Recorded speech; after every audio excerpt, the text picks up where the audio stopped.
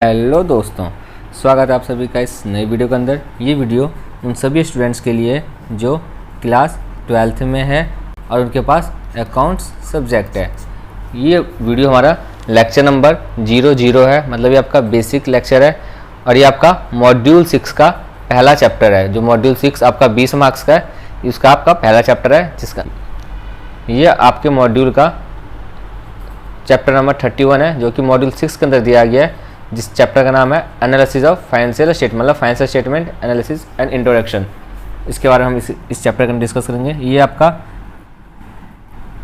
इसमें हम क्या पढ़ेंगे, नाम से पता चला आपको फाइनेंशियल स्टेटमेंट। तो फाइनेंशियल स्टेटमेंट में क्या क्या आता है आप लोगों का, आपका एक तो प्रॉफिट एंड लॉस अकाउंट आता है, बैलेंस शीट आता है, कैश फ्लो स्टेटमेंट आता है, नोट्स टू अकाउंट होता है।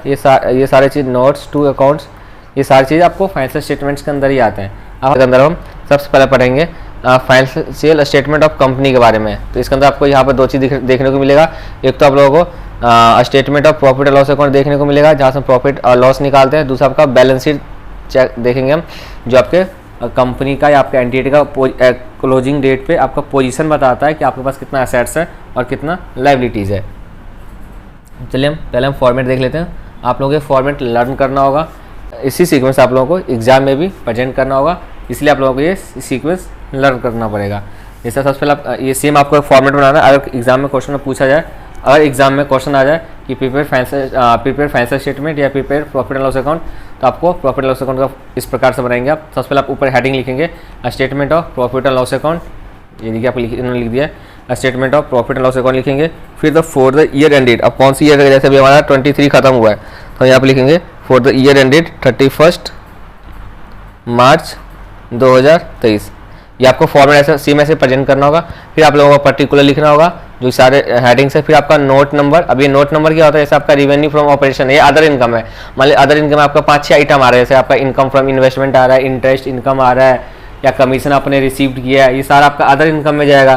तो इन सब, तो इसके लिए जैसे हम अब यहाँ पे एक ही हेडिंग में आएगा अदर इनकम, इसको आप कैसे दिखाइएगा, आपको नोट, मान लीजिए आपने आपका ये रिवेन्यू फ्रॉम ऑपरेशन एक ही था, तो कोई दिक्कत नहीं है, तो आपका इसको हम नंबर 1 डाल देंगे, नोट नंबर 1। और यहाँ पर सारा आप सब कुछ आप प्रेजेंट करोगे कि इनकम फ्रॉम इन्वेस्टमेंट कितना आया, इंटरेस्ट इनकम कितना आ रहा है, या कोई और भी इनकम हो कितना आ रहा है, सबका जो भी टोटल आएगा, टोटल लिखने के बाद आप यहाँ पर प्रेजेंट करोगे।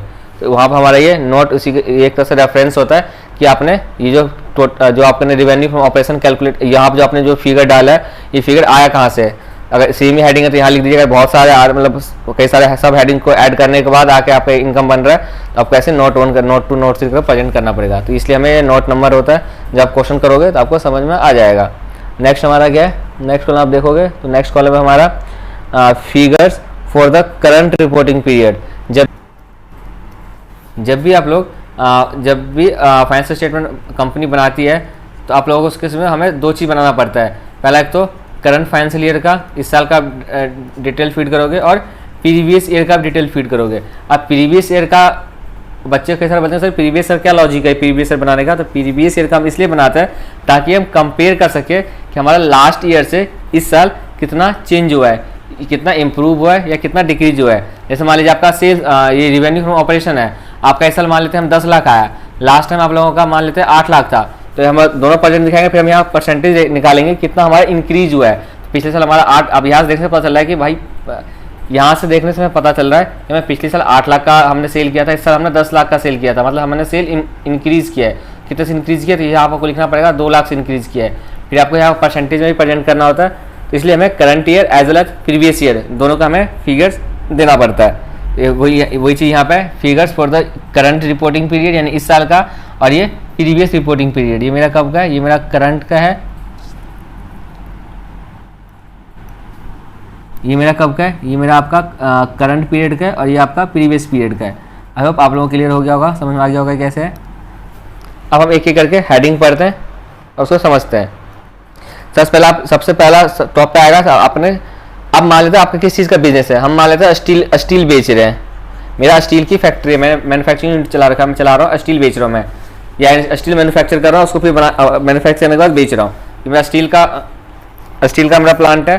तो मेरा मेन ऑपरेशन क्या हो गया, स्टील, ये मेरा मेन ऑपरेशन हो गया। तो अब सबसे पहला हेडिंग सबसे पहला आता है आपका रिवेन्यू फ्रॉम ऑपरेशन, मतलब आप लोगों जो आपका ऑपरेशन है, इसके से मेरा क्या ऑपरेशन है, स्टील को मैन्युफैक्चर करके सेल करना। जो मैं सेल कर रहा हूँ, स्टील सेल कर रहा हूँ, बेच रहा हूँ, मेरा मेन बिजनेस मेरा यही है। इस मेन बिजनेस से मेरा कितने का मैंने इस मेन बिजनेस से बेचा है, मतलब मैंने इस मेन बिजनेस से तो मेरा मेन बिजनेस का स्टील बेचना, तो मैंने इस साल कितना का बेचा है, तो वही आपको यहाँ पे रिवेन्यू लिखना है। तो पहला आपका यही चीज़ है, ये फ्रॉम ऑपरेशन, मतलब जो आपका ऑपरेशन है उससे आपने कितना रिवेन्यू जनरेट किया है इस साल एज वेल एज पिछले साल। मैं पिछले साल कितना था, इस साल आपने कितना जनरेट किया है। सेकंड आता है आपका अदर इनकम। अब आप कंपनी चला रहे हो, बिजनेस अपना रन कर रहे हो, एंटिटी चला रहे हो, आपका मेन स्टील मतलब मेन बिजनेस आपका स्टील का था। अब मान लो आपने आपके पास कुछ पैसा पड़ा हुआ था, आपने उसको बैंक में एफडी करवा रखा है, इस पर आप लोगों का इंटरेस्ट मिलेगा, तो ये भी आपका एक तरह से क्या, ये इनकम ही है। दूसरा आपके पास पैसा एक्स्ट्रा पड़ा हुआ था, आपने उस पैसे को क्या कर दिया, इन्वेस्ट कर दिया किसी कंपनी में या कहीं पे शेयर वगैरह में इन्वेस्ट कर दिया, तो उससे आपको इन्वेस्टमेंट इनकम आ रहा होगा, तो ये भी आपका एक तरह से इनकम ही है, इन्वेस्टमेंट इनकम आ रहा होगा, ये भी मेरा एक क्या इनकम है। ऐसे आप लोगों ने क्या किया, ये मेरा इनकम हो जाएगा। ऐसे आप लोगों ने क्या किया, आपके पास पैसा एक्स्ट्रा हुआ था तो आपने किसी को उधारी दे दिया, मतलब आपने किसी को लोन पर पैसा दे दिया, तो उस लोन पे आप लोग इंटरेस्ट कमा रहे होगे, तो भी आपका इंटरेस्ट क्या हो, ये भी आपका से इंटरेस्ट, ये भी आपका से एक तरह से इनकम है। तो ये क्या, ये सारे जो इनकम है, तो ये सारे क्या आपका मेन ऑपरेशन से रिलेटेड है, तो आंसर इज नो, क्योंकि हमारा मेन ऑपरेशन है स्टील को बेचना, हम बेच रहे हैं, तो बेचने से जितने का हमने बेचा है वो हम जितना हमने रिवेन्यू जनरेट किया सेल करके, स्टील को सेल करके, वो हमारा पहले हेडिंग में आएगा रिवेन्यू फ्रॉम ऑपरेशन के अंदर। उसका जितने भी इनकम्स है, क्योंकि इनकम हम दो ही हेडिंग में दिखाते हैं, एक तो रिवेन्यू फ्रॉम ऑपरेशन, उसका जितना भी इनकम है, जैसे अभी मैंने आपको 3 के एग्जांपल्स दिए, ऐसे बहुत सारे हो सकते हैं। आपको यहाँ पे आपने पैसा इन्वेस्ट किया, आपको डिविडेंड मिल रहा है, वो भी आपका एक इनकम ही है। तो जितने भी इसके अलावा, मतलब आपका मेन ऑपरेशन के अलावा जितना भी इनकम आएगा, उन सबको आप एक्यूमुलेट करिए, मतलब उसको ऐड करिए, ऐड करने के बाद इसको आप वो फिगर आप यहाँ पे लिख दोगे, करंट ईयर का सेम एज लास्ट ईयर का। आई होप आप लोगों का इनकम वाला पोर्शन समझ में आ गया होगा। तो हमारा टोटल रिवेन्यू क्या हो जाएगा, थर्ड पार्ट हमारा आएगा टोटल रिवेन्यू। टोटल रिवेन्यू मतलब देखिए क्या लिखा हुआ, फर्स्ट प्लस सेकेंड, मतलब अपने रिवेन्यू फ्रॉम ऑपरेशन को प्लस अदर इनकम, इन दोनों को जोड़ने के बाद जो हमारा इनकम आएगा वो मेरा हो जाएगा टोटल रिवेन्यू। ये तो अब हमारा रिवेन्यू हो गया। अब हमारा कुछ एक्सपेंसेस भी होंगे, अब हम एक्सपेंसेस देखेंगे। तो अब क्या क्या आपका एक्सपेंस होगा, आपने इसी हेडिंग में आपका एक्सपेंस होना चाहिए। सबसे पहला क्या आता है, कॉस्ट ऑफ मटेरियल कंज्यूम्ड, मतलब जो आपका ऑपरेशन है, मेन ऑपरेशन, मेरा मेन ऑपरेशन क्या था, स्टील को बेचना, तो उस स्टील को जो स्टील का प्रोडक्ट बना के बेचना। अब जो स्टील का है, उस स्टील का प्रोडक्ट बनाने में कितना मैंने मटेरियल कंज्यूम किया, मटेरियल मतलब जो हमारा रॉ मटेरियल था, मतलब जैसे हम एक स्टील का दरवाजा बना के बेचते हैं, विंडो बनाते हैं, कुछ भी बनाते हैं, तो उस चीज को बनाने में मेरा कितना रॉ मटेरियल मैंने यूज किया, उसका कॉस्ट क्या था, तो वो हमारा आ जाएगा cost of material consumed. Next क्या आएगा, purchase of stock in trade, हमने इस साल कितना स्टॉक परचेज किया वो भी ऐड करेंगे और एक्सपेंस में दिखाएंगे, क्योंकि मेरा खर्चा तरह से। जब आप change in inventory of finish goods या work in progress and stock in trade, मतलब ये आपको जो है स्टॉक का चाहे हो या कितना आपका WIP पड़ा हुआ है फिनिश गुड्स में, वो कितना चेंज हुआ है वहां देखो। नेक्स्ट क्या है, एम्प्लॉय बेनिफिट एक्सपेंसेस, ये क्या होता है, जो एम्प्लॉय आपके कंपनी के अंदर जो आपका काम कर रहे हैं, जो भी मैन्युफैक्चर वगैरह कर रहे हैं, जो भी सेल कर रहे हैं, जो भी एम्प्लॉय है, उसको आपको बेनिफिट दे रहे हो, लाइक ग्रेचुटी हमने दे दिया या कुछ और भी सुपरएनुअल फंड दे दिया, कुछ जो भी आप एम्प्लॉय को बेनिफिट दोगे वो सारा एक तो आप कंपनी का तो एक्सपेंस हो गया ना, क्योंकि कंपनी के जेब से जा रहा है, तो आपको कंपनी का पॉइंट ऑफ व्यू सोचना है, कंपनी के जेब से जा रहा है तो कंपनी के लिए एक्सपेंस हो जाएगा, तो यहाँ पर आ जाएगा आपका एम्प्लॉय बेनिफिट एक्सपेंसेस। नेक्स्ट है आपका फाइनेंस कॉस्ट। अब ये फाइनेंस कॉस्ट क्या होता है, जो आप लोगों ने आपका जो इंटरेस्ट एक्सपेंस होता है, इंटरेस्ट एक्सपेंस मतलब आपने कहीं से, इसको हम बोलते हैं फाइनेंस कॉस्ट। जैसे कि आपने लोन ले रखा है, सपोज 10 लाख का लोन लिया था एट द रेट 10% पे, तो आपका यहाँ पे फाइनेंस कॉस्ट कितना हो जाएगा, जो आपने 10 लाख का 10%, यानी आप लोगों का 1 लाख रुपया जो है वो आपका फाइनेंस कॉस्ट हो जाएगा, यानी इंटरेस्ट एक्सपेंस को हम फाइनेंस कॉस्ट बोलते हैं। आई होप आपको यहाँ तक क्लियर हो गया होगा। उसके बाद आप लोगों का डेप्रिसिएशन अमोर्टाइजेशन एक्सपेंसेस। अब आप लोग जो मैन्युफैक्चर कर रहे हो उसके अंदर आप लोगों ने मशीन वगैरह लगा रखा होगा, तो अब ये मशीन आप जितना यूज करो या ना करो, वो डेप्रिशिएट उसकी वैल्यू होगी, तो जो हम डेप्रिसिएशन निकालेंगे, ऐसे आपका अमोर्टाइजेशन जो इंटेंजिबल एसेट्स होता है उसके जिसमें अमोर्टाइजेशन एक्सपेंस होता है, उसकी वैल्यू गिरती है, तो उसको हम यहाँ पे दिखाएंगे ये में एक तरह से एक्सपेंडिचर में आ जाएगा ये सारा। और उसके बाद इसके अलावा इस हेडिंग के अलावा कोई और भी एक्सपेंसेज है तो सर आपको अदर एक्सपेंस के नाम से दिखाना पड़ेगा। आई होप आप लोगों को ज़्यादा क्लियर हो गया। तो आप देखेंगे सही से, देखिए आप यहाँ पे आपका टोटल रिवेन्यू निकाल लिया था हमने। अब हम यहाँ पे ऐसे टोटल एक्सपेंस निकालेंगे, सारे एक्सपेंसेस को आप ऐड कर दोगे तो आपका टोटल एक्सपेंस हो जाएगा। अब आपका जो टोटल रिवेन्यू है उसमें से अगर टोटल एक्सपेंस को माइनस कर दोगे तो आपका कितना आ जाएगा, प्रॉफिट हो जाएगा। क्यों? क्योंकि मान लीजिए आपने 10 लाख रुपए में कोई माल बेचा है, यहाँ पे आपका टोटल रिवेन्यू है 10 लाख, मतलब आपका ऑपरेशन और प्लस इंटरेस्ट इनकम जो भी आपका अदर इनकम था सारा मिलाकर आपका है 10 लाख। अब वो 10 लाख को कमाने के लिए आपने क्या क्या एक्सपेंडिचर किया है, जैसे कॉस्ट मटेरियल परचेज किया, मटेरियल कितना कंज्यूम किया, डेप्रेशन लगा, मशीनरी यूज हुआ, कितना चेंजेज हुआ इन्वेंट्री के अंदर, हमने एम्प्लॉय को कितना बेनिफिट्स दे रहे हैं, वो सारा ही आपका टोटल एक्सपेंस हो जाएगा। तो जब हम इनकम रिवेन्यू में से एक्सपेंस को माइनस कर देंगे, जो हमारा फिगर आएगा वो हमारा क्या हो जाएगा, ये हमारा बन जाएगा प्रॉफिट बिफोर टैक्स। या मतलब ये आपका ये प्रॉफिट बिफोर टैक्स हो जाएगा, मतलब हमारा अब प्रॉफिट निकल गया। अब ये लेकिन ये कौन सा वाला निकला, बिफोर टैक्स। अब हम यहाँ से टैक्स को माइनस कर देंगे तो आप लेस टैक्स कर दोगे तो आपका क्या निकल जाएगा, प्रॉफिट या लॉस फॉर द पीरियड। अब यही वाला फिगर जो है आप लोगों का ये वाला, ये आपको लोगों का बैलेंस शीट के अंदर प्रॉफिट एंड लॉस अकाउंट में ऐड हो जाएगा, या आपका जर्नलिज्म में इसको ऐड कर देंगे, मतलब प्रॉफिट आफ्टर टैक्स वाला, जिसको हम प्रॉफिट मतलब यहाँ पे प्रॉफिट और लॉस फॉर द पीरियड लिखा हुआ है, इसको हम प्रॉफिट आफ्टर टैक्स भी बोलते हैं। आई होप आप लोगों को ये जो आपका फॉर्म दिया हुआ था statement of profit and loss account का, ये क्लियर हो गया होगा। और इस बेस पे अगर कोई भी क्वेश्चन आएगा तो आई होप आप लोग अटेम्प्ट कर पाओगे, क्योंकि मैंने बहुत अच्छे तरीके से उसको समझा दिया है। हम चलते हैं आगे की तरफ। अभी थ्योरी इसको आप खुद ही पढ़ लीजिएगा। जैसे हम प्रॉफिट एंड लॉस अकाउंट जो हम बनाते हैं वो हमें क्या रिप्रेजेंट करता है, तो यही लिखा हुआ है कि जो हमारा, एक मिनट, यहाँ पे ही लिखा हुआ है जो आपका जो statement of profit and loss is मतलब जो statement of profit and loss is a financial statement, ये हमारा एक फाइनेंशियल स्टेटमेंट है और ये शो करता है परफॉर्मेंस ऑफ द कंपनी के परफॉर्मेंस को बताता है over a period of time, मतलब ईयर बाय ईयर उसकी कंपनी के परफॉर्मेंस में कितना इंप्रूवमेंट हुआ या कितना डिग्रेड हुआ, कितना फायदा हुआ, कितना नुकसान हुआ, वो सारा हमें statement of profit and loss account बताता है। जैसे इसलिए हम यहाँ पर कंपेयर करते हैं ताकि हम लास्ट ईयर से करंट ईयर में कंपेयर कर सके कितना फायदा हुआ, कितना नुकसान हुआ है। एंड में नेट प्रॉफिट बताता है कि सब कुछ कंपनी कितना पैसा कमा रही है, वो हमें बताती है net result of the company, that is such that profit earn और लॉस सफर्ड, मतलब हमने कितना प्रॉफिट कमाया है, या हो सकता है यहाँ पर लॉस निकल जाए तो हमने कितना लॉस सफर्ड किया ड्यूरिंग द अकाउंटिंग पीरियड, मतलब पिछले साल के अंदर हमने जो हमारा अकाउंटिंग पीरियड है उसके अंदर हमने कितना प्रॉफिट कमाया या कितना हमने लॉस सफर्ड किया, वो हमें वो निकलता है, हमें उसी को हम बोलते हैं रिजल्ट ऑफ द कंपनी। उसका फिर उसका इस हेडिंग्स जो भी दिए हुए थे उसके बारे में डिस्क्लोज कर दिया, उसने बता दिया कि इट्स सो जी हमें ये शो करता है revenue from operation, other income expenditure incurred in summarise form, ये समराइज फॉर्म में शो कर देता है कि कितना मेरे ऑपरेशन से रिवेन्यू कितना जनरेट हुआ, अदर इनकम कितना, एक्सपेंडिचर कितना, ये सारा बताता है हमें। जो हमारा statement of profit and loss होता है वो सिमिलर कैसे की तरह trading and profit and loss account की तरह जो प्रिपेयर करते हैं, जो हम प्रिपेयर किया जाता है प्रोप्राइटरशिप एंड पार्टनरशिप फॉर्म का जो प्रिपेयर करते हैं, सेम वैसे ही हमारा प्रॉफिट एंड लॉस अकाउंट बनता है। तो आप ये लोग पढ़ लीजिएगा। नेक्स्ट हमारा आता है, अभी हमने फाइनेंशियल स्टेटमेंट के अंदर प्रॉफिट एंड लॉस अकाउंट बनाना सीख लिया, हमने प्रॉफिट एंड लॉस अकाउंट बनाना सीख लिया। अब हम सीखेंगे बैलेंस शीट बनाना। तो बैलेंस शीट क्या है, सबसे पहले आपको यहाँ पे लिखे हुआ नेम ऑफ द कंपनी, मान लीजिए हम XYZ कंपनी का बैलेंस शीट बना रहे हैं, XYZ लिमिटेड, फिर बैलेंस शीट हमेशा 30 लास्ट होता है, तो लास्ट डेट को होता है 31 मार्च 2000X3, अभी 2023, ठीक है। तो आपको ऐसे आपको प्रेजेंट करना पड़ेगा। सब लिखेंगे कंपनी का नाम लिखेंगे ऊपर कि मेरा कंपनी नाम जो भी है क्वेश्चन में दिया होगा वो नाम लिखोगे, फिर नीचे डेट लिखोगे, बैलेंस शीट एज एट, ठीक है। अब इसमें भी आपका पहला आएगा पर्टिकुलर, फिर उसके बाद आएगा वही नोट्स का यूज बताते हैं क्या होता है, सेम ऐसे आपका करंट पीरियड का, ऐसे हमारा प्रीवियस पीरियड का, यहाँ आप लोग क्लियर हो गया होगा।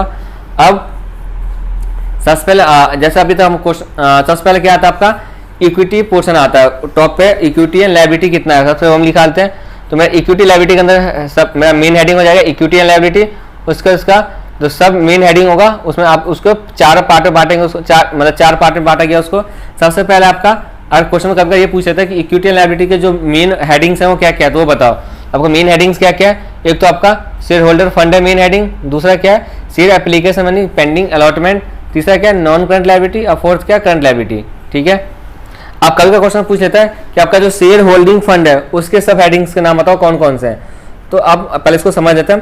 शेयर होल्डिंग फंड क्या होता है? शेयर होल्डिंग फंड ऐसा वो फंड होता है जो कंपनी का जो शेयर होल्डर है, यानी जो मालिक है, जैसे हम लोगों ने पैसे कंपनी में शेयर परचेज कर रखा है, तो आप लोग उस कंपनी का शेयर होल्डर कहलाओगे, मतलब मालिक कहलाओगे। तो जो उस कंपनी का जो शेयर होल्डर फंड, मतलब जो कंपनी का पैसा है, मतलब कंपनी का शेयर होल्डर का पैसा है, उसको हम वो सारा हम शेयर होल्डर फंड में लेते हैं। जैसे कि शेयर कैपिटल, ये भी आपका शेयर होल्डर कंपनी का पैसा होता है, शेयर होल्डर का पैसा होता है। अब reserve and surplus, reserve surplus में कौन सा फिगर होता है? मान लीजिए आपने जो भी प्रॉफिट कमाया, मान लीजिए हमने प्रॉफिट कमाया 1 लाख, इस प्रॉफिट में से आपने 50,000 जो आपने डिस्ट्रीब्यूट कर दिया एज ए डिविडेंड। ये किसको दे दिया आपने? डिस्ट्रीब्यूटेड एज डिविडेंड, हमने इसको डिस्ट्रीब्यूट कर दिया एज ए डिविडेंड, हमने शेयर होल्डर को दे दिया।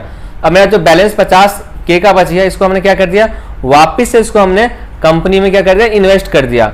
जब हम कंपनी में उसी चीज को लगा देते हैं, उसको हम बोलते हैं वो सारा पैसा का मतलब जो बैलेंस बच गया वो हमारा रिजर्व एंड सरप्लस में जाता रहता है। उसके बाद money received against share warrant, हमने कोई शेयर वारंट इशू कर रखा है, उसके अगेंस्ट में शेयर वारंट किसको इशू करते हैं? शेयर होल्डर को इशू करते हैं। उस केस में जो हमने पैसा ले रखा है वो भी मेरा शेयर होल्डर फंड ही कहलाएगा। आई आप लोग यहाँ तक क्लियर हो गया होगा। नेक्स्ट हमारा share application money pending allotment, मतलब कि हमने मार्केट के अंदर अपने शेयर इशू कर दिए, शेयर इशू किया, शेयर इशू करना था, तो उसके लिए क्या, बहुत सारे लोगों ने बीड के थ्रू पैसा इन्वेस्ट किया, आईपीओ के थ्रू, कुछ भी हो सकता है, उन्होंने पैसा इन्वेस्ट कर दिया। तो मैंने आप लोगों ने पैसा लगा दिया कंपनी के अंदर, आप कंपनी के पास पैसा रिसीव कर लिया, तो कंपनी क्या करना चाहिए, शेयर्स दे देना, अलॉट कर देना चाहिए था, बट अभी तक कंपनी ने शेयर अलॉट नहीं किया है, इन्हें अभी तक अलॉटमेंट पेंडिंग है। और उसके लेकिन उस अलॉटमेंट का हमने पैसा ऑलरेडी रिसीव कर लिया, तो उसके तो वो यहाँ पे शो करेंगे हम share application money pending allotment. आपका सेकंड मेन हेडिंग था। थर्ड मेन हेडिंग है non current liability, non current liability और करंट लायबिलिटी। फोर्थ हो जाएगा हमारा करंट लायबिलिटी। तो पहले हम करंट लायबिलिटी समझते हैं। करंट लायबिलिटी क्या होता है? करंट लायबिलिटी होता है ऐसी लायबिलिटी जो हमारा पेएबल है, मतलब हमें पे करना ही पड़ेगा विद इन 12 मंथ। मतलब आपको अगर आपको लगता है कि करंट लायबिलिटी जो है आपका 12 महीने के अंदर अंदर आपको पेएबल होगा, मतलब आपको पे करना ही पड़ेगा इसको, तो उसको हम करंट लायबिलिटी में लेंगे। अगर कोई 12 महीने से ज्यादा का पेएबल है तो वो मेरा नॉन करंट लायबिलिटी आ जाएगा। अब इसके पहले हम करंट लायबिलिटी का सब हेडिंग देख लेते हैं, सब उसके अंदर देख लेते कौन कौन सा करंट लायबिलिटी में आता है। एक तो आपका आ गया शॉर्ट टर्म बोरोइंग, मतलब जो नाम से चल रहा है शॉर्ट टर्म, मतलब हमने अपने बोरिंग मतलब आपने किसी से पैसा उधार लिया है, अब उसको आपको रिटर्न करना है, तो आपको उधार जो आपने लिया है कितने समय के लिए लिया है? शॉर्ट टर्म के लिए, मतलब 12 महीने से कम के लिए लिया है, तो आपको करंट लायबिलिटी में आ जाएगा। सेकंड आपका ट्रेड पेएबल। ट्रेड पेएबल क्या होता है? आप लोगों ने किसी से माल खरीदा है, मतलब आप जो कंपनी थी उसने किसी से माल खरीदा है, अब माल खरीदे तो उसमें आप जनरली आपका जो पेमेंट टर्म क्या होता है, 30 days, 60 days, 45 days, 90 days, generally यही होता है, मतलब आपको 1 साल के अंदर अंदर आपको पेमेंट करना पड़ेगा उसको। तो ये ट्रेड पेएबल हो गया, मतलब आपने उधारी में माल खरीदा है, तो ये मेरा करंट लायबिलिटी हो जाएगा, क्योंकि भाई विद इन 12 मंथ हमें पे करना पड़ता है। नेक्स्ट इसके आपको ऐसे करंट लायबिलिटी, यहाँ पर आपको मेंशन होगा current liability, other current liabilities, सीधा से बता। इसके अलावा कोई करंट लायबिलिटी, जैसे आपका बिल्स पेएबल हो गया, आपका ट्रेड क्रेडिटर हो गया, ऐसे कई सारे प्रोविजन फॉर टैक्सेस हो गए, वो अगले हेडिंग में आ जाएगा। ऐसे जब आप क्वेश्चन करोगे आपको समझ में आ जाएगा कोई ऐसा करंट ऐसा लायबिलिटी जो आपको लग रहा है बाय नेचर लग रहा है कि शॉर्ट टर्म पीरियड के लिए, यानी विद इन 12 मंथ के अंदर हमें पेएबल होगा ये, तो वो सारा आपका अदर करंट लायबिलिटी में आ जाएगा।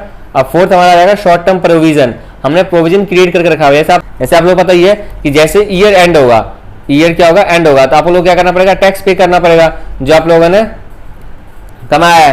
तो हम क्या करें, जैसे प्रोविजन फॉर टैक्स हो गया, कोई आपके अगेंस्ट केस कर रखा है, तो आपको लगता है कि आपने आपके अगेंस्ट कोई लिटिगेशन मतलब कोई केस कर रखा है, आपको लगता है कि ये केस आप हार जाओगे, तो और हारोगे तो आपका कितना 2 लाख रुपए आपको पेएबल होगा, मतलब आपको 2 लाख रुपए पे करना पड़ेगा।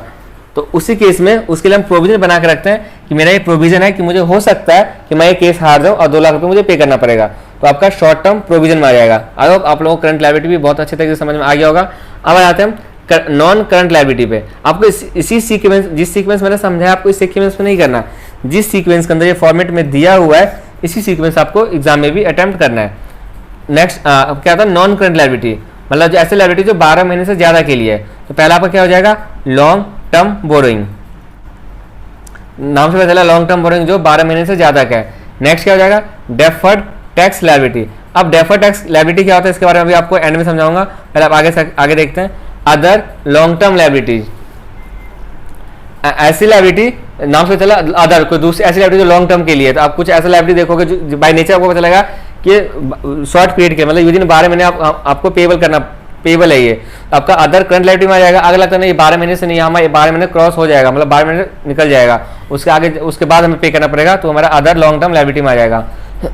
सॉरी, जैसे आप लोगों का शॉर्ट टर्म प्रोविजन था, सेम ऐसे आपको लॉन्ग टर्म प्रोविजन बना के रखते हैं। हमें लगता है कि जो हमारा अभी केस चल रहा है, जो हमारा पेंडिंग है अभी केस, हो सकता है उस केस को फाइनल में 1-2 साल लग जाए, 2-3 साल भी लग सकते हैं, बट मुझे इतना श्योर हूँ कि एक तो या तो मैं जीत जाऊंगा। अगर मैं हारूंगा तो मैं इतने % मतलब इतने रुपए तक मुझे पे करना पड़ जाएगा। तो आपको यहाँ पे अमाउंट सर्टेन है कि आपको अगर आप हारोगे तो आपको इतना पे करना पड़ेगा।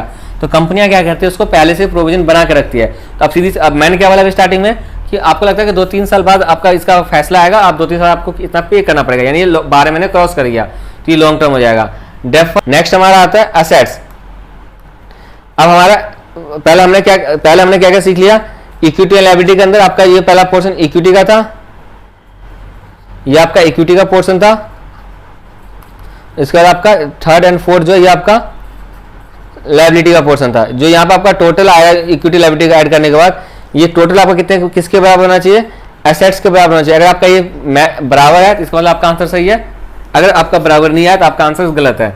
अब हम आते हैं नेक्स्ट एसेट की तरफ। मैं इसको समझाने में टाइम इसलिए ले रहा हूँ, अगर आप लोगों को ये जो फॉर्मेट है आपको समझ में आ जाता है तो आप और उसको रिटेन सही से कर पा रहे हो, तो जो आगे के चैप्टर्स हैं वो आपको बहुत इजीली आप उसके क्वेश्चन सॉल्व कर पाओगे। उसके बाद ये आपके जो फॉर्मेट है इन फ्यूचर में भी आपको यूज होता रहेगा, इसलिए मैं इसको पूरी डिटेल में समझा रहा हूँ। बाकी इसके जो क्वेश्चन आएंगे उसको मैं थोड़ा फास्ट करवाऊंगा, सारी चीज़ के बेस पे होगा, आप इजीली खुद ही कर सकते हो। फिर आप लोग वीडियो एंड तक जरूर देखिएगा, आपको समझ में आएगा किस टाइप के क्वेश्चन एग्जाम में पूछे जाते हैं। बाकी आपका ये फॉर्मेट वैसे भी इन फ्यूचर भी ना कि 12वीं क्लास में नहीं, जब आप ग्रेजुएशन में भी जाओगे या कोई और भी कोर्स करोगे जहाँ पे आप लोग अकाउंट्स होगा तो ये फॉर्मेट आपको यहाँ पर भी काम आ जाएगा, जहाँ पे एएस है। लेकिन जहाँ पे इंडियस है तो ये जो फॉर्मेट है वो थोड़ा चेंज हो जाता है, बट ठीक है, याद आपको समझ में आ गया। ये आपका एएस के अकॉर्डिंग ये फॉर्मेट देगा, इंडियस का फॉर्मेट अलग हो जाता है। चलिए अब हम चलते हैं एसेट की तरफ। प्लीज वीडियो को लाइक जरूर कर दीजिएगा, शेयर कर दीजिएगा अपने सारे दोस्तों के साथ जिनके पास अकाउंटेंसी है, और कमेंट सेक्शन में जरूर बताइएगा कि आपको ये चीज़ समझ में आ रहा है या नहीं आ रहा, या कोई डाउट वगैरह कुछ भी है तो वो भी आप कमेंट सेक्शन में मेंशन कर दीजिएगा। और चैनल को सब्सक्राइब नहीं किया है तो प्लीज़ चैनल को सब्सक्राइब कर दीजिएगा। ऐसी वीडियो आप लोगों को इस चैनल पर मिलती रहेगी जो कि फ्री ऑफ कॉस्ट होगी। धीरे धीरे करके हम कोशिश करेंगे काफ़ी मेजोरिटी पोर्शन हम कवर करें, मतलब मेजोरिटी सिलेबस हम कवर करें एनवाइस से रिलेटेड, ताकि काफ़ी सारे बच्चों को हेल्प हो सके। हम चलते हैं एसेट की तरफ, जो कि हमारा सबसे पहला क्या आता है, इसमें हमारा 2 ही हेडिंग होता है। पहला हेडिंग होता है हमारा जो मेन हेडिंग होता है, पहला होता है हमारा नॉन करंट एसेट, सेकंड होता है हमारा करंट एसेट। सेम वैसे जैसे हमारा करंट लायबिलिटी करंट एसेट्स था, नॉन करंट एसेट मतलब जो कि आपका मोर देन 12 मंथ से होता है, आज यहाँ पे हमारा लेस देन 12 मंथ से होता है। तो नॉन करंट एसेट में सबसे पहला, अब नॉन करंट एसेट के अंदर टोटल 5 हेडिंग है, सब हेडिंग है। पहला आपका फिक्स एसेट, दूसरा आपका नॉन करंट एसेट, तीसरा आपका डेफर्ड टैक्स एसेट, फोर्थ आपका long term loans and advance other non current asset. आपको नाम से ही पता चल रहा होगा। सबसे पहला फिक्स एसेट, तो फिक्स एसेट में क्या क्या आ जाएगा, टेंजिबल एसेट्स, ऐसा एसेट जिसको हम छू सकते हैं। Intangible like land, like building हो गया, प्लांट एंड मशीनरी हो गया, तो आपका टेंजिबल एसेट हो गया। इंटेंजिबल है जिसको हम छू नहीं सकते, हमें पता कि लाइक आपका क्या हो जाएगा, गुडविल हो गया, पेटेंट हो गया, सब आपका इंटेंजिबल एसेट्स है। जिससे अगर गुडविल के चलते आपको जिससे आपका इंटेंजिबल जनरली वो एसेट्स होता है जो एग्जिस्टेंस में होता है बट हमें वो विजिबल नहीं होता, बट उसके एग्जिस्टेंस से हमारी जो कंपनी की वैल्यू है वो बढ़ती रहती है, तो इंटेंजिबल एसेट्स हो गया। तीसरा आपका कैपिटल वर्क इन प्रोग्रेस, मतलब कोई आप बिल्डिंग बना रहे हो, बिल्डिंग आपका long term non current asset हो जाएगा, लंबे समय के लिए बनता रहता है। तो मान लीजिए आपको 4 फ्लोर बनाना था, तभी आप लोगों ने 2 ही फ्लोर तक बनाया है, तो जो यानी अभी काम चल ही रहा है, तो जितना आप लोगों ने बना लिया है इसका जो भी अमाउंट है उसको आप दिखाओगे कैपिटल वर्क इन प्रोग्रेस, मतलब अभी काम चल ही रहा है उसके अंदर दिखाओगे। फोर्थ क्या आपका इंटेंजिबल एसेट्स अंडर डेवलपमेंट, कोई ऐसा इंटेंजिबल एसेट्स जो भी डेवलप में है उस पर भी काम चल ही रहा है, तो वो आपको यहाँ पे शो कर दोगे। आपका फिक्स एसेट्स क्लियर हो गया होगा। नेक्स्ट हमारा नॉन करंट इन्वेस्टमेंट, मतलब ऐसा इन्वेस्टमेंट जो 12 महीने के लिए नहीं, मतलब हमारा जो हमने ऐसा जगह इन्वेस्ट कर रखा है जो मेरा रियलाइज्ड होगा। यहाँ पर हमारा पेबल था लायबिलिटी केस में, बट यहाँ पर हमारा रियलाइज्ड होगा, जो हमारा जो हमारा 12 महीने के बाद रियलाइज होगा वो उसको हम बोलते हैं नॉन करंट इन्वेस्टमेंट। ऐसे अगर आप इसमें देखो यहाँ पर आपको करंट इन्वेस्टमेंट दिख जाएगा, मतलब जो 12 महीने के अंदर रियलाइज हो जाएगा। आप यहाँ तक आप लोग क्लियर हो गया होगा। नेक्स्ट हमारा डेफर्ड टैक्स एसेट्स, तो आपको डेफर्ड टैक्स लायबिलिटी आपका लॉन्ग टर्म लायबिलिटी में आता है, यानी नॉन करंट लायबिलिटी में आता है। ऐसे आपका डेफर्ड टैक्स एसेट्स भी नॉन करंट एसेट में आएगा। जब वहाँ क्वेश्चन आएगा वहाँ पर आपको मैं समझा दूंगा। नेक्स्ट हमारा लॉन्ग टर्म लोन्स एडवांसेज, आपको नाम से पता चल रहा है लॉन्ग टर्म है, loans and advance, loans and advances कहाँ कब का है, लॉन्ग टर्म है, यानी 12 महीने से ज़्यादा का है तो हमारा नॉन करंट एसेट में आ जाएगा। उसके अलावा कोई ऐसा सेट बच गया जो आपको दिखने से लगता है कि हाँ ये लॉन्ग टर्म के लिए 12 महीने से ज़्यादा के लिए यूज में आएगा, तो उसको हम अदर नॉन करंट एसेट के हेडिंग में दिखाएंगे। ऐसे आपका करंट एसेट, तो आपको करंट इन्वेस्टमेंट ने समझा दिया है। इन्वेंट्री यानी मेरा स्टॉक, ये तो डेली आता रहता जाता, आज मैंने 10 मेटेरियल परचेज किया, 100 मेटेरियल परचेज किया, हो सकता है 10 दिन उसको मैं यूज़ कर लूँगा, ये आता रहता जाता रहता है, इसलिए मेरा इन्वेंट्री आ जाएगा। ट्रेड रिसीवेबल, इसका जनरली जो पेमेंट टर्म होता है या तो 15, 30, 45, 60, 90 इतने दिनों का होता है, और हमें ट्रेड रिसीवेबल के अंदर हमें इतना उम्मीद होता है कि 1 साल 1 ईयर के अंदर यानी 12 मंथ के अंदर ये रियलाइज्ड हो जाएगा, इसलिए इसको हम करंट एसेट में दिखाते हैं। कैश तो आपके पास हमेशा कैश कभी भी आप उसको यूज़ कर सकते हो, अवेलेबल ही होता है आपके पास, इसलिए इसको करंट इन्वेस्टमेंट दिखाते हैं। ऐसे शॉर्ट टर्म नाम से पता चल रहा है, इसको अलग कोई अलग बच गया, अदर बच, इसके अलावा कोई रह गया उसको हम अदर करंट एसेट में दिखा देंगे। आई होप आप लोगों को दोनों चीज़ क्लियर हो गया होगा कि प्रॉफिट एंड लॉस स्टेटमेंट कैसे बनता है, उसका फॉर्मेट क्या है और बैलेंस शीट का फॉर्मेट क्या है, ये आपको सारा क्लियर हो गया होगा। अब यहाँ देखेंगे, यहाँ पे क्या हुआ है, जो आपका बैलेंस शीट दिया हुआ था उसके अंदर जो भी आइटम्स दिए थे उसके बारे में उन्होंने 2-2, 3-3 बता रखा है ये क्या क्या होता है। जैसे पहले आपको देखेंगे इक्विटी, उन्होंने बताया इक्विटी क्या होता है, तो it is the liability of the company towards its share holder. यहाँ बोला कि कंपनी का ये कंपनी की लायबिलिटी है, क्यों? अब देखिए ये कोई कंपनी है, ठीक है, इसके शेयर्स इसने क्या किया है, इसने शेयर्स सेल किया है, मतलब जो पर्सन है, मान लेते हैं राम है, राम ने शेयर को बाई किया, हम कितने बाई किया, मैंने मान लेते हैं 100 रुपये का हमने शेयर इसके बाई कर लिया, अब मैं क्या हो गया, शेयर होल्डर हो गया। अब जब मैं मेरे लिए तो क्या हो गया, इन्वेस्टमेंट हो गया, क्योंकि मैंने 100 रुपये अपना शेयर कंपनी के शेयर में परचेज कर मैं अपना पैसा इन्वेस्ट कर दिया है। बट कंपनी के लिए लायबिलिटी हो जाएगा। लायबिलिटी कैसे होगा, इन फ्यूचर कंपनी को ये जब ये राम जब इसको सेल करने आएगा, जब सेल करने आएगा तो उस टाइम उसको कंपनी को पे करना पड़ेगा। मान लीजिए उस टाइम का रेट हो गया 150 रुपया, जब राम उसको 150 रुपया उसको कंपनी को, क्योंकि कंपनी को खरीदना ही पड़ेगा, तो राम ने उसको सेल किया, तो अब कंपनी को यहाँ पे करना पड़ेगा। तो इन फ्यूचर कंपनी की लायबिलिटी बनती है कि जिसने उसका शेयर परचेज किया है तो उसको उसके शेयर्स को परचेज करे या उसको पैसे को रिटर्न कर दे, इसलिए मेरी कंपनी की लायबिलिटी है। तो इसलिए यहाँ बताया गया कि ये लायबिलिटी है कंपनी का टुवार्ड्स शेयर होल्डर्स। इसको आप क्या करिए, सारा पढ़ लीजिएगा, ऑलरेडी जनरली मैंने इसको आपको अभी जो मैंने समझाया वो मैंने समझा ही दिया, इन सब आप रीड कर लीजिएगा। इलस्ट्रेशन नंबर 1 ये आपका होमवर्क है, आप खुद कर लीजिएगा। इसमें वही हमें क्लासिफिकेशन बताना है। State the major heads under equity and liability. Equity and liability कौन कौन से मेजर हेड्स है वो बताना है। तो हमारा इक्विटी एंड लायबिलिटी का मेजर हेड्स क्या क्या था, एक तो मेरा शेयर होल्डर फंड था, एक था मेरा जो हमने एप्लीकेशन मनी रिसीव कर लिया बट हमने उसको शेयर से अलॉट नहीं किया था, तीसरा मेरा था नॉन करंट, अगला था मेरा करंट लायबिलिटी। तो ये आपका होमवर्क 1 हो गया। अभी इसको खुद ही आप कर लीजिएगा, जो अभी मैंने आपको फॉर्मेट समझाया है सेम फॉर्मेट से रिलेटेड है। तो आपका ये भी होमवर्क, इलस्ट्रेशन 2 भी होमवर्क हो गया, इलस्ट्रेशन 3 भी होमवर्क हो गया, इलस्ट्रेशन 4 भी होमवर्क हो गया, ये आप खुद कर लीजिएगा। ये सारा फॉर्मेट से रिलेटेड है, अभी आगे आएगा क्वेश्चंस। ये भी आपका होमवर्क हो गया। हाँ ये देख लीजिए, अब हमारा उसमें एक हेडिंग आता है रिजर्व एंड सरप्लस। कैपिटल के अंदर आप लोगों को रिजर्व एंड सरप्लस दिखा होगा। इसके अंदर क्या क्या आइटम आता है, तो इसको से बहुत सारे आइटम आते हैं। पहला आता है आपका कैपिटल रिजर्व, अगला आता है आपका कैपिटल रिडम्पशन रिजर्व, ये आपको पढ़ लीजिएगा, बस रीड कर लीजिएगा, समझ में आ जाएगा। Security premium reserve, debenture DRR और रिवैल्यूएशन रिजर्व, इसको आप इम्पोर्टेंट मार्क कर लीजिएगा। उसके बाद आप लोगों को क्या है इलस्ट्रेशन 6, ये आप लोगों का होमवर्क हो जाएगा। मतलब सर आपको रीड कर, ये खुद ही रीड करना है। लेसन 6 हो गया, लेसन 7 आपको खुद ही करना है। फिर आपका एसेट्स का पार्ट आ जाएगा, आप लोगों को एसेट्स के पार्ट में भी ये सर आपको खुद रीड कर लीजिएगा, या आप खुद ही कर लोगे, इसमें से कुछ नहीं था, मैंने पूरे डिटेल के अंदर मैंने आपको समझा दिया है। नेक्स्ट क्या हमारा फाइनेंशियल स्टेटमेंट एनालिसिस, मतलब मीनिंग पर्पस।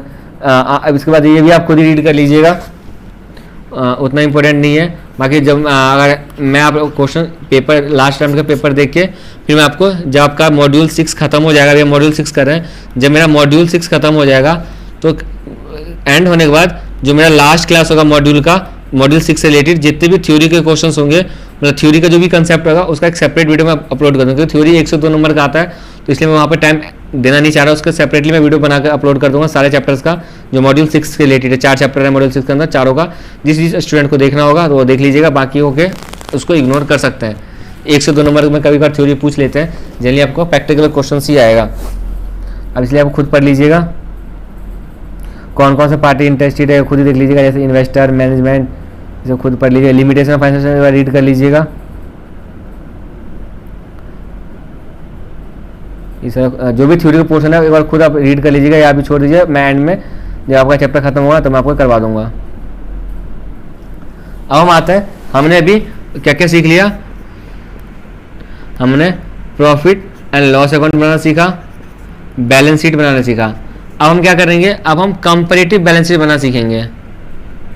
मतलब वही चीज़ है कंपैरेटिव, इसमें क्या है, यहाँ पे सेम चीज़ दिया है, मतलब हमारा बैलेंस शीट दिया हुआ है।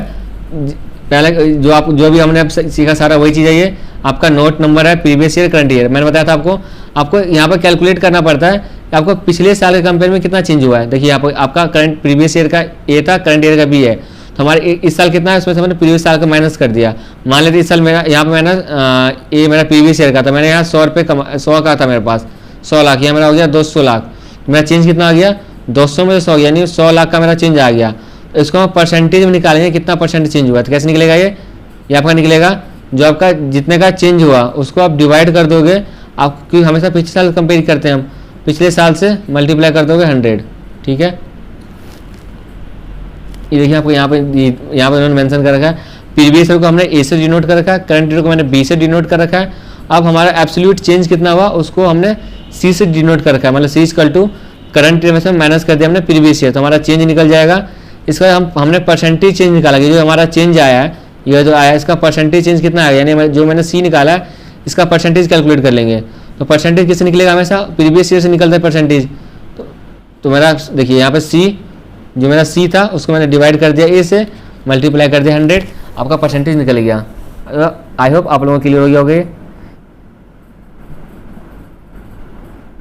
अब हम इलस्ट्रेशन 8 देखते हैं। यहाँ पे क्या दिया हुआ है, from the following balance sheet of EXE limited. ये मतलब बैलेंस शीट दिया हुआ है EXE लिमिटेड का 2014 का, 2013 का। हमें प्रिपेयर करना है कंपैरेटिव बैलेंस शीट, मतलब कंपैरेटिव बैलेंस शीट बनाने के लिए आएगा तो कैसे बनाना है, आपको ये सारा हेडिंग रहेगा। यहाँ पे आपको चेंज बताना है as compare to previous year, और यहाँ पे आपको चेंज इन परसेंटेज बताना है, ठीक है। और आपको ये दो कॉलम ऐड करना है, तो आप ये कर ही लीजिएगा। जैसे अगर मैं बोलूँ शेयर इक्विटी में कितना चेंज आया, देखिए ये मेरा 2013 यानी मेरा पिछले साल का है, ये मेरा करंट ईयर का है, तो आपका 12 लाख से बढ़ के कितना हो गया 18 लाख, यानी आपका चेंज कितना हो गया 6 लाख का। अब आपको उसको चेंज परसेंटेज निकालना है, तो चेंज परसेंटेज कितना कैसे निकलेगा, जितने का चेंज आया उसको हम डिवाइड करेंगे बेस ईयर से। बेस ईयर में कितना था, 2013 मेरा बेस ईयर है, तो बेस ईयर में कितना था 12 लाख मल्टीप्लाई 100, तो अब कितना परसेंट चेंज आ गया 50%। सेम ऐसे इसका करेंगे, ऐसे इसका करेंगे, सब कैसे आपको करते जाना है। ये देखिए ये आंसर, अगर हम इसका आंसर देखें यहाँ तक तो मैं जैसे मेरा था सेम टू सेम वैसे मैंने पहले उसको कॉपी कर लिया। उसका हमने एब्सोल्यूट चेंज निकाला, कितना चेंज आया 18 से मेरा 12 हो गया, यानी 6 लाख का चेंज हुआ है, वही चीज़ मैंने किया था। अब परसेंटेज कैसे निकाला, देखिए आपको परसेंटेज कितना निकला, मेरा 50%, परसेंटेज 50% निकला है, इनका देखो 50% ही निकला है। तो आई होप आप लोगों को क्लियर हो गया होगा। जैसे ये था हमारा लॉन्ग टर्म लोन था, मेरा इस साल भी 6 लाख, पिछले साल भी 6 लाख था, इस साल भी 6 लाख था, तो कोई चेंजेस नहीं है, तो कोई परसेंटेज चेंज नहीं हुआ। सेम ऐसे सबको आपको करना है, तो आप ये कर लीजिएगा। सेम ऐसे आपका इलस्ट्रेशन 9 है, ये भी आप लोगों का होमवर्क है। मैंने आप लोगों को फॉर्मेट बहुत अच्छे तरीके से समझा दिया है। उस फॉर्मेट को समझने के बाद जितने भी क्वेश्चंस आने वाले हैं आगे, वो बहुत ही इजीली आप अटेम्प्ट कर पाओगे। तो इसमें हमें क्या बनाना है, कंपैरेटिव बैलेंस शीट बनाना है, तो आपको कंपेयर करके दिखाना है। तो सिर्फ यहाँ पे 1-2 कॉलम यहाँ पे ऐड करना है। एक तो आपका चेंज का कॉलम ऐड हो जाएगा, एक आपका हो जाएगा परसेंटेज चेंज का। देखिए चेंज का कॉलम ऐड हो गया, परसेंटेज चेंज का कॉलम ऐड हो गया, ठीक है। ये आप कर ही लोगे इलस्ट्रेशन 9। जैसे भी हमने कंपैरेटिव बैलेंस शीट देखा, सेम ऐसे आप लोगों का comparative profit and loss account आएगा। मतलब हम पर्टिकुलर हमारा सेम वही आता है, नोट नंबर आता है, करंट ईयर का कितना, सॉरी पिछले साल कितना था, करंट ईयर कितना था, ये फॉर्मेट हम ऑलरेडी हम अब तक सीख के आ चुके हैं। अब हमें कंपेरेटिव बनाना है, यानी हमें कंपेयर करना है। कंपेयर करने के लिए यानी पिछले साल को करंट ईयर इसको कंपेयर करना है इन दोनों को। तो कंपेयर जो भी चेंजेज आएगा वो यहाँ लिखेंगे, उसका परसेंटेज चेंज कैलकुलेट कर लेंगे, जैसे हमने अभी बैलेंस शीट के अंदर हमने ऊपर जो सीखा था, सेम वैसे आपको बनाना है। तो आई होप आप लोग ये समझ में आ रहा होगा। अब आप देखेंगे हम इलस्ट्रेशन 10, ये मैं आपको करवा देता हूँ। इलस्ट्रेशन 10 में क्या बोला गया, हमें प्रिपेयर करना है comparative statement of profit and loss account. हमें प्रॉफिट एंड लॉस स्टेटमेंट बनाना है। सबसे आप हेडिंग लिखिएगा कि हमें कंपैरेटिव बना रहे हैं, तो comparative statement of profit and loss, comparative statement of profit and loss account हमने बना दिया, ठीक है। उसका कौन सी पीरियड का, करंट ईयर का देखते हैं, यानी 2012 में खत्म हो रहा है और 2011 का पिछले साल का था। तो हम लिखेंगे फॉर द ईयर एंडेड 31 मार्च 11, क्योंकि हम दोनों को एक साथ ही बना रहे हैं, और 2012 दोनों एंडिंग का दे देंगे। आप सबसे पहले टॉपिक क्या आता है आपका, फर्स्ट में आता है रिवेन्यू फ्रॉम ऑपरेशन। देखिए आपका फर्स्ट रिवेन्यू फ्रॉम ऑपरेशन कितना आया, 15 लाख और 10 लाख। सेकंड आपका क्या है, उसके बाद अदर इनकम आता है। देखिए आपका ये अदर इनकम, अदर में एक 18, अदर में आपका 180 है और 2 लाख है, तो ये आपका टोटल रेवेन्यू निकल जाएगा। इस से माइनस करते हैं एक्सपेंडिचर। तो अब यहाँ पे एक्सपेंसेस होगा, सिर्फ एक ही एक्सपेंसेस दिया हुआ था, तो यहाँ पे एक्सपेंसेस लिख देंगे, इसको माइनस कर देंगे। हमने 6 लाख 10 लाख 50 को माइनस कर दिया, तो मेरा क्या निकल गया, प्रॉफिट बिफोर टैक्स। और यहाँ पे हमारा टैक्स का रेट मान लीजिए यहाँ पे दिया दे रखा हो, टैक्स हमारा एट द रेट 10% है, तब यहाँ पे आपको माइनस करना पड़ेगा tax at the rate 10%।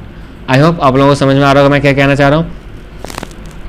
Same ऐसे आप लोगों का इलस्ट्रेशन 11 है, तो ये भी आप लोगों का होमवर्क हो जाएगा। आप लोग ये 11 इलस्ट्रेशन नंबर 11 घर पर खुद ट्राई करिएगा। अगर कोई सा भी क्वेश्चन आपसे सॉल्व नहीं हो पाता है तो आप इसी वीडियो के कमेंट सेक्शन में मेंशन कर दीजिएगा, उसकी मैं सेपरेट डेडिकेटेड वीडियो इसी चैप्टर से रिलेटेड मैं बना के अपलोड कर दूंगा, जिसके अंदर सारे क्वेश्चन जो भी आपके डाउट्स होंगे उस सब के बारे में डिस्कस करके, जो भी आपके क्वेश्चंस थे, जो भी आप लोगों ने क्वेश्चन पूछे होंगे, सबका आंसर आपको मैं वीडियो के थ्रू समझा दूंगा। अब एक बार इलस्ट्रेशन 11 भी आपका वही होमवर्क हो जाएगा। सबसे पहले आपको रिवेन्यू फ्रॉम ऑपरेशन लिखना है, वो लिखा हमने सबसे पहले रिवेन्यू फ्रॉम ऑपरेशन ले लिया। उसके बाद मेरा अदर इनकम आता है, तो बस इस क्वेश्चन के अंदर आपको अदर इनकम दे ही नहीं रखा, तो हमारा टोटल यही हो जाएगा। फिर मेरा एक्सपेंसेस आता है, एक्सपेंसेस के अंदर सबसे पहले क्या आप इन दोनों में देखेंगे एम्प्लॉय बेनिफिट एक्सपेंसेस, तो हम सबसे पहले लिखेंगे एम्प्लॉय बेनिफिट एक्सपेंसेस। फिर सबसे नीचे जगह में अदर एक्सपेंस आता था, तो उसका सेकंड में आएगा अदर एक्सपेंसेस। ये हो गया मेरा, तो ये मेरा टोटल एक्सपेंस कितना निकल गया, ये आपका टोटल एक्सपेंस निकल गया, और ये आपका टोटल रेवेन्यू फ्रॉम ऑपरेशन है, तो आपका प्रॉफिट निकल जाएगा। इसमें से आपको माइनस करना है, तो आपका प्रॉफिट निकल जाएगा। तो अब उसका आपको कितना चेंजेस हुआ इसको कंपेरिजन कर अब ये कर ही लोगे। आपका इलस्ट्रेशन 11 हो गया। सेम ऐसे आपको इलस्ट्रेशन 12 है, ये भी आप लोग खुद ही ट्राई करिएगा, ये होमवर्क है। या इलस्ट्रेशन 12 में समझाया तो इन्होंने कैसे कर रखा है, आपको भी ऐसे करना है। बाकी आप उसको घर पे खुद सॉल्व जरूर करिएगा। ये क्वेश्चन आपका अच्छा क्वेश्चन है, ये इंपॉर्टेंट क्वेश्चन मार्क कर लीजिएगा, इसको एग्जाम में पूछ सकते हैं। हमें क्या बोला है, following information extracted from statement of profit and loss account of gold star limited. तो हमें गोल्ड स्टार लिमिटेड का जिसका ये हमारा प्रॉफिट एंड लॉस स्टेटमेंट का कुछ एक्सट्रैक्ट दे रखा है, जो कि 31 मार्च 13 और 14 का है। हमें क्या बनाना है, प्रिपेयर कंपैरेटिव स्टेटमेंट में बनाना है। हमें बनाना है comparative statement profit and loss account कब का, तो 2013-14 का। सेम ऐसे फॉर्मेट आपको यूज़ करना है। अब एक सबसे पहले क्या आपको टॉप पे आएगा रेवेन्यू फ्रॉम ऑपरेशन, तो हमने रेवेन्यू फ्रॉम ऑपरेशन दे दिया। 32 लाख मेरा पिछले साल था, इस साल हो गया 40 लाख, तो चेंज कितना हुआ 8 लाख का, परसेंटेज हम निकालेंगे, ठीक है। उसका देखिए क्या अदर इनकम है, अगर क्वेश्चन देखो आपको अदर इनकम नहीं दिखेगा, तो हमारा ये हो गया, मतलब मेरा नेट इनकम मेरा यही हो जाएगा। नेक्स्ट हमारा जाएगा एक्सपेंस, नेक्स्ट हमारा जाएगा एक्सपेंस। एक्सपेंस में क्या क्या दिया हुआ है, एक तो आपका एम्प्लॉय बेनिफिट एक्सपेंसेस है, तो हम लिख देंगे पहले एम्प्लॉयमेंट बेनिफिट एक्सपेंसेस। उसका आपका डेप्रिसिएशन भी दिया हुआ है, तो डेप्रिसिएशन लिख देंगे। उसका आपका अदर एक्सपेंस दिया हुआ है, तो हम अदर एक्सपेंस लिख देंगे। ये आपका जाएगा टोटल एक्सपेंस, टोटल एक्सपेंस निकल जाएगा। जब आप रिवेन्यू में से टोटल रिवेन्यू में से टोटल एक्सपेंस को माइनस कर दोगे तो मेरा क्या आएगा, प्रॉफिट बिफोर टैक्स। अब अगर सारे क्वेश्चन में यही तक था, बट अब इस क्वेश्चन में देखोगे आपको टैक्स रेट गिवन है, मतलब हमारा टैक्स भी होगा इसके अंदर, तो हम लेस कर देंगे टैक्स एट द रेट 30%। हमने इसका 30% निकाल दिया, तो मेरा प्रॉफिट आफ्टर टैक्स क्या हो जाएगा, ये मेरा नया फिगर हो गया profit after tax. I hope आप लोगों को इलस्ट्रेशन 12 भी समझ में आ गया होगा।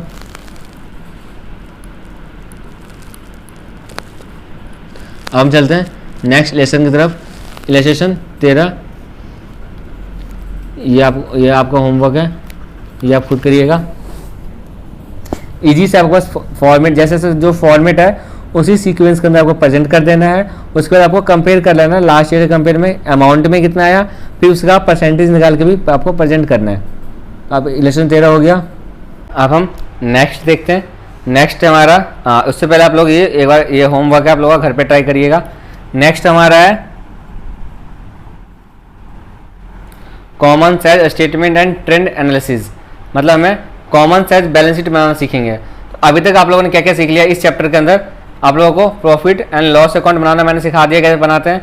बैलेंस शीट बारे में आपको मैंने समझा दिया। उसके बाद मैंने आपको comparative profit and loss account बनाना सिखा दिया, कैसे बनाते हैं। एंड बैलेंस शीट भी, कंपेरेटिव बैलेंस शीट कैसे बनता है ये भी आपको मैंने समझा दिया। अब हम करने जा रहे हैं कॉमन साइज बैलेंस शीट। क्या कॉमन साइज बैलेंस शीट? अब हम ये हमारा लास्ट टॉपिक है कॉमन साइज बैलेंस शीट। ये करते ही आपका ये चैप्टर खत्म हो जाएगा।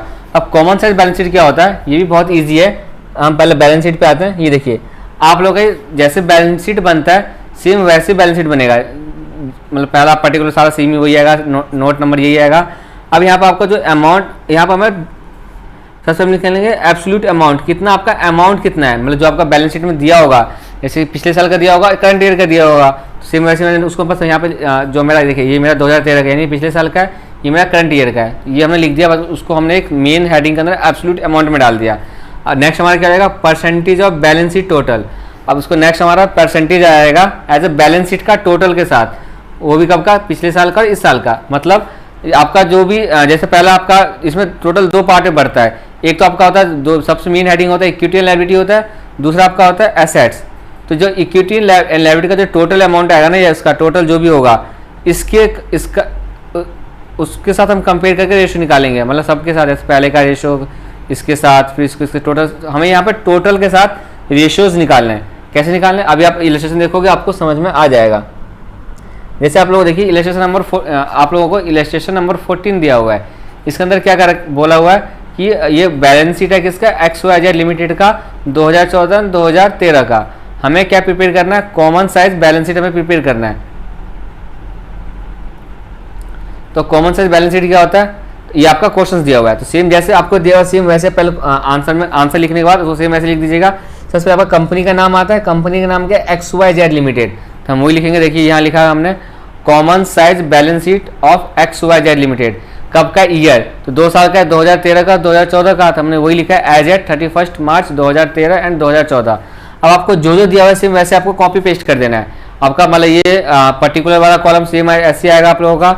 उसके बाद मेरा नोट नंबर भी यही आएगा। उसके बाद ये जो आपका अमाउंट दिया हुआ था 2014-2013 को सेम ऐसे कॉपी करना है, बट इसके ऊपर आपको लिख देना है एब्सोल्यूट अमाउंट। देखिए आपको इन्होंने यही किया, एब्सोल्यूट अमाउंट लिख देना है। इसके बाद आपका जो भी अमाउंट था वो लिख देना है। यहाँ तक तो आपका क्वेश्चन वाला पार्ट हो गया यहाँ तक। अब आपका यहाँ तक अब आपको बनाना है कॉमन साइज। अब हम यूज करेंगे कॉमन साइज। अब कॉमन साइज क्या होता है? अब हम यहाँ तक आपको अब हमें निकालना क्या है? हमें कॉमन साइज बैलेंस शीट के लिए हमें निकालना पड़ता है percentage of balance sheet total percentage निकालेंगे। जैसे कि आपका शेयर कैपिटल का आ गया, तो शेयर कैपिटल कितना है? 5 लाख रुपया। इसका हम रेशो निकालेंगे 5 लाख डिवाइड बाय किससे? यहाँ पर हम कोई हम कंपेरिजन, उससे कंपेरेटिव वाले में क्या करते थे हम? करंट ईयर को पिछले साल से माइनस करते थे, यानी आपका 10 लाख में से 5 लाख माइनस करते थे। मेरा 5 लाख आता था, जितना आता था उसको हम फिर पिछले साल के ईयर से कंपेयर करके रेशो निकालते थे। बट आपका ये कंपेरेटिव नहीं है, यह आपका कॉमन साइज है। कॉमन साइज में क्या होता है? जो भी आपका फिगर दिया हुआ है उसका रेशो निकालेंगे कंपेयर करके किससे? इन सबके टोटल से। मतलब 2013 का आपका इक्विटी एंड लायबिलिटी का टोटल कितना है? 15 लाख रुपये है, और 2014 में आपका 24 लाख है। तो इसी का रेशो निकालना है, यानी आपका 5 lakh divide by 15 lakh into 100, जिसको सॉल्व करेगा तो आपका आएगा 33.33%। सेम ऐसे इसका क्या हो जाएगा? 10 लाख हमारा शेयर कैपिटल है, टोटल है 24 लाख का, मल्टीप्लाई 100। इसको आप सॉल्व करोगे तो आपका आ जाएगा 41.67%। सेम ऐसे सबका आपको ऐसे निकालना पड़ेगा। 10 लाख डिवाइड बाय 24 लाख। ठीक है, ऐसे आप लोगों को रिजर्व एंड सरप्लस का भी निकालना है। मतलब आपको इसको इसके साथ कंपेयर करके रेशो निकालना है, इसी को इसके साथ रेशो निकालना है, इसको इसी के साथ रेशो निकालना है, और इसी को इसके साथ रेशो निकालना है। आई होप आप लोग ये परसेंटेज निकाल लोगे। अब हमारा सेम ऐसे एसेट का पार्ट। एसेट में हमें क्या क्या दिया? नॉन करंट एसेट दे रखा है और आपका करंट एसेट दे रखा है। ये आपका सेकंड मेन हेडिंग हो गया। इसका टोटल कितना हो गया? 15 लाख। तो अब इसका रेशो निकालोगे, इसी रेशो निकालोगे। 10 को 15 लाख से करोगे, 5 को 15 लाख से करोगे। ऐसे आप लोग 15 को 24 से करोगे, 9 को 24 से करोगे, इस प्रकार से आपका ये रेशियो आ जाएगा। आई होप आप लोगों को कॉमन साइज बैलेंस शीट भी समझ में आ गया होगा। इलस्ट्रेशन, इसका तो हम चलते हैं नेक्स्ट इलस्ट्रेशन की तरफ, जो कि आप लोगों का है इलस्ट्रेशन नंबर 15। ये आपको करने की जरूरत नहीं, आपको जैसे मैंने आपको करवाया वैसे आप प्रेजेंट कर दीजिएगा। जो चीज़ मैंने ये करवाया वही चीज़ आपको यहाँ करवा रखा है, तो आपको यहाँ लिखने, तो आपको यहाँ पर नोट के थ्रू समझा के भी आप नोट के थ्रू भी कर सकते हो। यहाँ आपने नोट नंबर 1 डाल दिया, उसका जैसे मैंने यहाँ प्रेजेंट कर रखा है, ये आपका नोट 1 हो जाएगा। उसके आपको यहाँ पर आंसर लिख देना है, परसेंटेज जो भी आएगा वहाँ पर, यहाँ जो जैसे यहाँ पर 33.33 आया, यहाँ पर मैंने 33.33 लिख देंगे। ऐसे यहाँ पर हमारा 41.67 आया, यहाँ पर हम 41.67 लिख देंगे, ताकि आप लोगों के लिए हो गया होगा। नेक्स्ट हम चलते हैं, ये जो मैंने किया वही चीज़ है, तो इसको आपको लिखने की जरूरत भी नहीं है, बाकी आपकी मर्जी, अगर आप लिखना चाहो तो लिख सकते हो, मतलब नहीं भी लिखोगे तो आपके नंबर नहीं कटेंगे। नेक्स्ट हमारा है इलस्ट्रेशन 15। इसमें हमें क्या बोला गया, ये बैलेंस शीट है किसका, सन लिमिटेड का। कब का है, 2014 2013 का, और हमें कॉमन साइज बैलेंस शीट बनाना है। तो ये आप कर ही लोगे, ये आपका होमवर्क हो गया। सेम ऐसे यही करना है आपको, सेम ये पूरा सेम टू सेम ऐसे कॉपी पेस्ट कर देना है। ऊपर आपको एब्सोल्यूट अमाउंट लिख दीजिएगा, फिर परसेंटेज निकालने के लिए इसको इसके साथ कंपेयर करना है। मतलब हमें जो भी आइटम्स दिए हुए हैं उसको हमें टोटल के साथ कंपेयर करना है, उसके अकॉर्डिंग आप लोग रेशो कैलकुलेट कर ही लोगे। आप लोगों को रेशो कैलकुलेट करना आता ही होगा। सेम ऐसे ही इसके साथ करेंगे हम।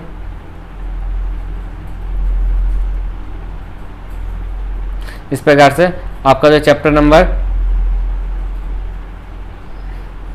ये आप कर लोगे।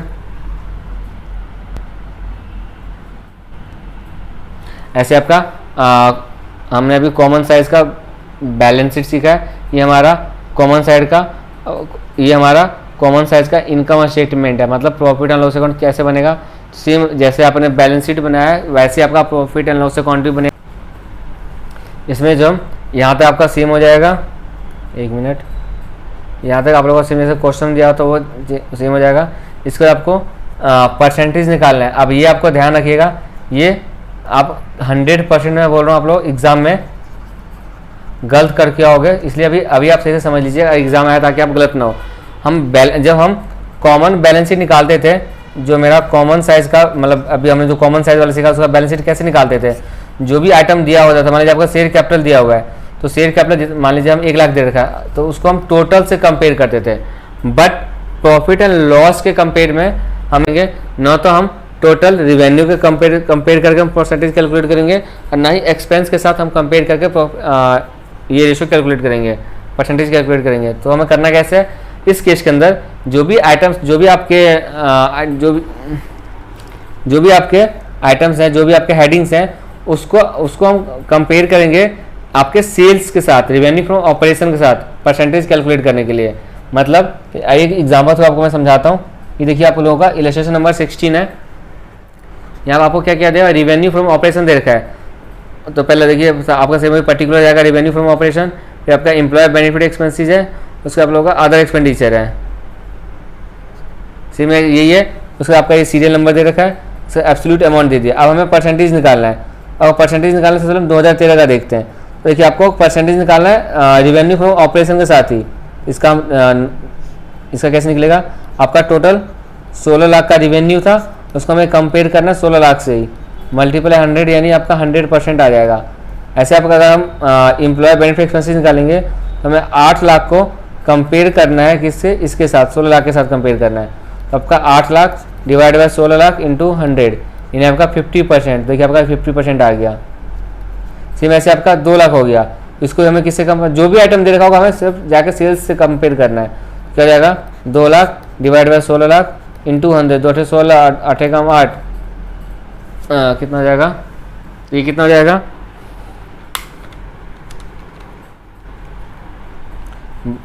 12.5%।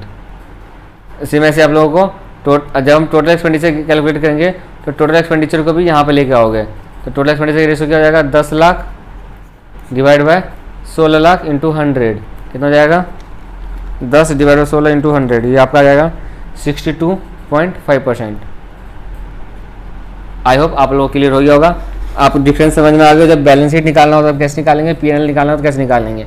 फिर एक और मैं बता दूं, जब भी हमें बैलेंस शीट निकालना होगा, मतलब बैलेंस शीट में बनाना होगा कॉमन साइज का, तो उस केस में हम जो परसेंटेज निकालते हैं उस परसेंटेज को, वो परसेंटेज हमारा एज कम्पेयर टू टोटल, जो आपका टोटल होगा एसेट का या इक्विटी लायबिलिटी का, उसके साथ कंपेयर करके परसेंटेज निकालना है।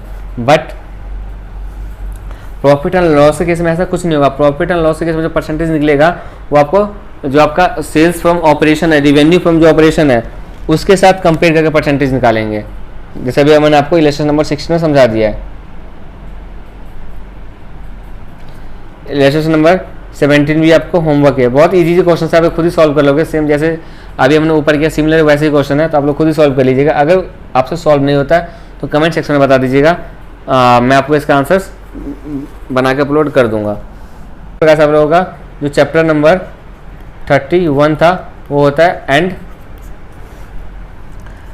प्लीज़ वीडियो को लाइक ज़रूर कर दीजिएगा और शेयर कर दीजिएगा अपने बाकी दोस्तों के साथ जो 10th में है या 12th में है और वो NOI से अपनी पढ़ाई कर रहे हैं, उनके साथ चैनल को सब्सक्राइब जरूर कर, उनसे साथ चैनल को जो भी आपके रिलेटिव्स या दोस्त वगैरह जो भी 10th या 12th कर रहे हैं NIOS से, उनके साथ आप वीडियो शेयर कर सकते हो, ताकि वो लोग भी इस वीडियो को देख के अपना हेल्प उठा सके। इसके अलावा आपको कई सारे बेनिफिट्स मिलेंगे, जैसे फ्री में आप लोगों को क्लासेस तो मिल ही रही है, आपको फ्री क्लासेस मिल ही रही है, आपको फ्री क्या मिलने वाला है, TMA भी मिलने वाला है, आपको फ्री प्रैक्टिकल्स भी मिलने वाला है, जैसे पिछली बार मिले थे और बच्चों ने पूरे 20 out of 20 mark 20 out of 20 score किया था। तो बहुत कुछ आपको चैनल से मिलेगा, इसलिए आपको चैनल को सब्सक्राइब करके रखना है और बेल आइकन प्रेस कर दीजिएगा अगर अभी तक आप लोगों ने बेल आइकन प्रेस नहीं किया है। बाकी जो अपने दोस्तों के साथ जो NOI से 12th कर रहे हैं या 10th कर रहे हैं, उनसे भी बोल सकते हो, उनको भी बोल दीजिए चैनल को सब्सक्राइब कर लें, ताकि उन लोगों को भी बेनिफिट मिलता रहे। धन्यवाद यहाँ तक बने रहने के लिए। मिलते हैं अगली वीडियो के अंदर चैप्टर नंबर 32 के साथ।